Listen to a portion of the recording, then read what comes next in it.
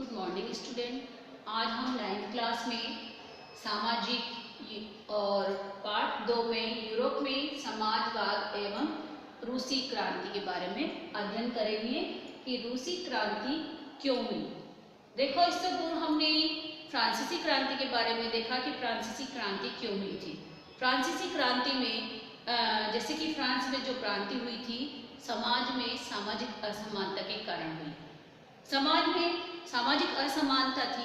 3 स्टेटों में समाज बटा हुआ था और समाज में जो 2 स्टेट वाले व्यक्ति थे वो कर अदा नहीं करते थे, परंतु तीसरे स्टेट को कर अदा करना पड़ता था। और इस तरह से वहाँ का जो खाद्यान्न पाव रोटी था उस पर टैक्स ज़्यादा बढ़ा देने के कारण ही सामाजिक असमानता के कारण फ्रांसीसी क्रांति हुई। तो आज हम रूसी क्रांति के बारे में अध्ययन कर रहे हैं। रूसी क्रांति में यहाँ पर पहले जो जार निकोलस का शासन था और जार निकोलस का शासन के पतन होने के बाद समाजवादियों का कब्जा हो गया। तो रूसी क्रांति 1917 की अक्टूबर क्रांति के जरिए रूस की सत्ता पर समाजवादियों ने कब्जा कर लिया। पहले यहाँ पर राजशाही शासन था और राजशाही समाप्त करके उसका पतन होने के बाद समाजवादियों का कब्जा हो गया। समाजवादी का मतलब सभी वर्गों का कब्जा हो गया, सभी समाज के सभी लोगों का अधिकार हुआ। जैसे ही क्रांति हुई, जब शासन का पतन हुआ, पतन होने के बाद यहाँ पर जो अक्टूबर की घटनाओं को ही अक्टूबर क्रांति के नाम से जाना जाने लगा कि 1917 की जो अक्टूबर की क्रांति हुई थी, तो यहाँ अक्टूबर में होने के कारण इसे अक्टूबर क्रांति के नाम से जाना जाता है। क्योंकि पहले क्या था, यहाँ पर जार निकोलस का शासन था और जार निकोलस का साम्राज्य का जो पतन हुआ, पहले 1914 में जार निकोलस यहाँ का शासक था, उसका साम्राज्य था और उसके साम्राज्य के बाद मास्को में आसपास के जो उसके क्षेत्र थे, उसके अलावा जहाँ आसपास के क्षेत्रों पर भी उसका साम्राज्य विस्तार था। जैसे फिनलैंड था, लातविया था, लिथुआनिया था, पोलैंड था, या यूक्रेन या रूस, इस तरह का आसपास का जो क्षेत्र था उस पर सामान्य रूस के अंग थे और उस पर अपना साम्राज्य विस्तार था।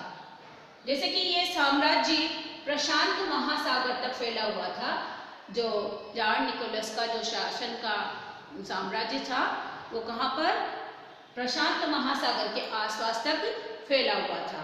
उसने अपने विभिन्न क्षेत्रों पर अपना आधिपत्य स्थापित कर रखा था।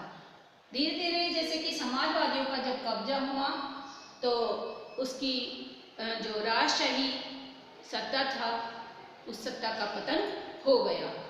और सत्ता का पतन होने के बाद अर्थव्यवस्था और समाज किस प्रकार का हुआ, उस पर क्या प्रभाव पड़ा, यानी कि वहाँ पर किस प्रकार की शासन व्यवस्था हुई। तो यहाँ पर 20वीं सदी में की जो रूस की जो आबादी थी उसका बहुत बड़ा जो हिस्सा था खेती बाड़ी से जुड़ा हुआ था। लोग खेती बाड़ी यानी कि कृषि करते थे, कृषि से जुड़े हुए थे। यानी कि रूसी जो साम्राज्य का लगभग केवल 85% जो भाग था जनता का, वो आजीविका के लिए खेती पर निर्भर था। कृषि से ही अपना गुजारा चलाते थे, अपने लिए उपज पैदा करते थे और अत्यधिक उपज होने पर उसे बाजार के लिए भी उपलब्ध कराते थे। तो इस तरह से रूसी जो जनता थी ज़्यादातर किसान लोग थे और रूसी जो किसान थे वो ज़रूरतों के साथ साथ बाजार के लिए भी पैदावार करते थे। और अनाज था, अनाज का एक बड़ा निर्यातक था, क्योंकि उत्पादन क्षमता अत्यधिक होने पर वो निर्यात करते थे। उद्योग बहुत कम थे। सेंट पीटर्सबर्ग और मास्को प्रमुख औद्योगिक इलाके थे। बहुत सारे कारखाने 1890 के दशक में चालू हुए थे और पहले उद्योग कम थे, लोग मेहनत करके उत्पादन क्षमताएं कृषि पर ही निर्भर थी। तो इस तरह उद्योग कम होने के साथ ज़्यादातर 85% जनसंख्या कृषि पर अपना गुजारा करती थी और अत्यधिक बाजारों के लिए भी उपलब्ध कराते थे। तो 1890 में ये दशक में कुछ कारखाने चालू हुए और जब रूस में रेल का विकास हुआ, जो रेल नेटवर्क फैलाया जा रहा था, उससे एक स्थान से दूसरे स्थान पर माल लाना ले जाना आसान हो गया।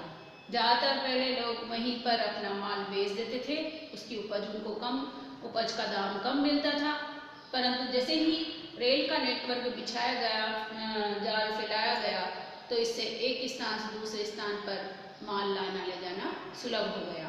और जो ज़्यादातर कारखाने उद्योगपतियों की जो निजी संपत्ति थी और मजदूरों के रहने के लिए भी कमरों की व्यवस्था की गई और इस तरह से और तरह तरह की व्यवस्था मौजूद हुई। धीरे धीरे औद्योगिक क्षेत्र की तरफ बढ़ा और कुछ मजदूर अपने मूल गांव के साथ अभी भी गहरे संबंध बनाए हुए हैं। कुछ तो क्या है, अपना मूल गांव छोड़कर अपना आर्थिक स्थिति को मजबूत करने के लिए क्षेत्र छोड़कर उद्योग क्षेत्र में बस गए और कुछ अपने मूल गांव में ही गहरे संबंध होने के कारण वहीं पर रहने लगे और उत्पादन करते थे। बहुत सारे मजदूर स्थायी रूप से शहरों में बस चुके थे और इसी तरह से बहुत से गांव में ही रह गए हैं। जैसे कि अपनी यादें जुड़ी हुई होती है तो यादों के माध्यम से वो वहीं पर बस गए थे। तो इसी तरह से कुछ शहरों में रह गए, कुछ ग्रामीण क्षेत्रों में रहे। तो इस बहुत सारे जो मजदूर स्थायी रूप से शहरों में बसने लगे क्योंकि आजीविका से उनका गुजारा नहीं चलता था, तो शहरों में आ गए। 1914 में फैक्ट्री मजदूरों ने औरतों की संख्या 31% थी, लेकिन उन्हें पुरुष मजदूरों के मुकाबले कम वेतन मिलता था। फैक्ट्री मजदूरों में जो औरतें की संख्या 31% थी, 31% मजदूरों के रूप में औरतें काम करती थी, परंतु पुरुष के समान काम करने पर औरतों को कम वेतन दिया जाता था। देहात की जो ज़्यादातर जमीन पर किसान खेती करते थे, लेकिन विशाल संपत्तियों पर सामंतों, राजशाहियों या इस प्रकार से ऑर्थोडॉक्स चर्च का कब्जा था। जिस तरह से चर्च के जो पादरी होते थे वो उन पर टैक्स लगाकर धन वसूल करते थे और सामंतों का और राजशाहियों का उन पर प्रभाव था और विशाल जो संपत्ति वाले जो व्यक्ति थे उन पर इस प्रकार उनका शोषण भी किया करते थे। 19वीं सदी में आखिर के रूस में ग्रामीण इलाके में समाजवादी काफी सक्रिय थे। उन्होंने सोशलिस्ट रेवोल्यूशनरी पार्टी का गठन कर लिया और जो सामंतों के कब्जे में जमीन थी वह किसानों को सौंप दी, जिससे किसानों की स्थिति में बदलाव आया और परिवर्तन होने के कारण अर्थव्यवस्था और समाज में भी परिवर्तन आया। क्योंकि देखो पहले क्या था, सामंतों का कब्जा था, राजशाही का या चर्च के जो पादरी थे ऑर्थोडॉक्स उनका कब्जा था। तो धीरे धीरे जो इस प्रकार से समाजवादी सक्रिय हुए और समाजवादी में उन्होंने इस प्रकार की सोशलिस्ट रेवोल्यूशनरी पार्टी का गठन कर लिया और इस प्रकार से जो सामंतों के पास उनकी जमीन थी उस जमीन को किसानों को सौंप दिया, जिससे किसानों की स्थिति में सुधार हुआ, उनमें परिवर्तन आया। तो यहाँ रूसी क्रांति से समाजवादियों ने अपना जैसे साम्राज्य का पतन हुआ तो साम्राज्य का पतन होने के बाद समाजवादियों ने कब्जा कर लिया था उसकी सत्ता पर और यहाँ साम्राज्य का पतन होने के बाद समाजवादियों की सत्ता स्थापित हुई और समाज में जो कमजोर वर्ग थे या किसान वर्ग थे उनकी स्थिति को ऊंचा उठाने का प्रयत्न किया गया। धन्यवाद।